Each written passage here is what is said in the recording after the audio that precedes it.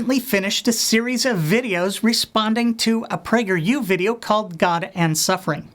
In that video, the presenter, Professor Peter Kreeft, says this: For the atheist, on the other hand, no suffering is ever set right. There is no ultimate justice. The bad win and the good suffer. Earthquakes and cancers kill. End of story. Literally. Be afraid. Be very afraid. There's really only one reason to say such things. Pete thinks you'll feel bad, and he hopes to use those bad fear-based feelings to persuade you. I often get this same kind of argument in the comment section here on my videos. If there is no God, fill in the blank. There's no objective morality. If there's no God, people will run wild, raping and pillaging. If there's no God, then it's stupid for me to be giving 10% of my gross income to this ridiculous religion. Okay, I never get that last one, but it's true. I don't want to look at the merits of these arguments. I've done that already. The more interesting thing about them is their utter disinterest in and disregard for the truth, preferring our feelings instead. There may indeed be no ultimate justice. The bad may win, the good may lose. But none of this is or should be a good argument for believing anything. I don't like X, therefore Y must be true is simply invalid. In essence, Pete is using the darkest parts of our reality as an argument for rejecting our reality altogether. But only because such realities are emotionally and psychologically unbearable for him. Dennis Prager, the dean of my alma mater, PragerU, go Devils, makes a similar argument. My belief in God and the afterlife keeps me sane. Where do they find the courage? Their solution is to do whatever you must to assuage the horrific feelings these realities cause in you, even if that means denying the reality thereof. This is the essence of religious apologetics as well. Say whatever you must. Twist this or that scripture until it's unrecognizable. Move the timeline of history in some dishonest way. Whatever it takes, we must not let the painful realities win, to which some will say, oh, just let them have it. If it makes them feel better, just let them have it.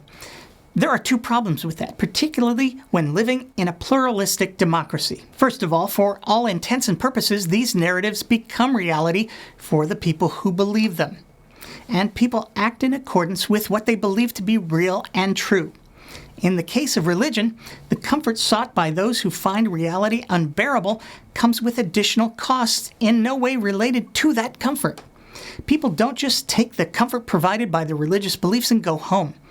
They're told they have to embrace additional doctrines and articles of faith, including ideas which have proven to be poison, martyrdom, misogyny, homophobia, the demonization of those who think otherwise, etc. This is how we get people blowing themselves up on buses, flying planes into buildings, shooting abortion doctors, or denying fellow citizens their 14th Amendment right to equal protection.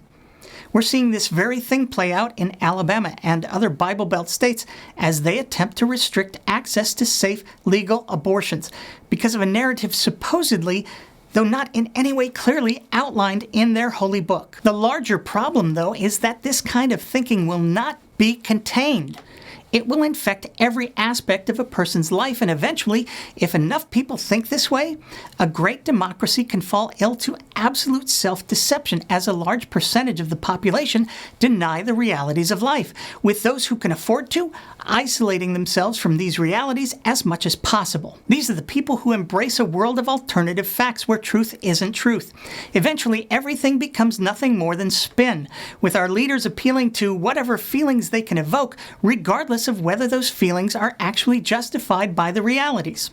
And of course, fear will be the emotion most likely provoked because fear is what birthed this way of thinking in the first place. In my 20s, I read Ernest Becker's Pulitzer Prize-winning book, Denial of Death, which gave me a certain empathy for this way of thinking.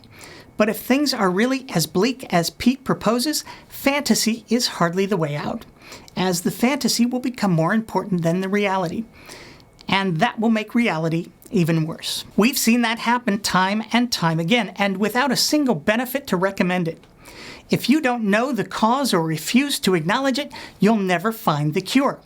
Facing reality, embracing the truth of our reality, wherever that truth comes from, not only compels us to relieve the suffering, seek justice, protect ourselves from earthquakes, and cure cancer, it provides the very tools needed to do so.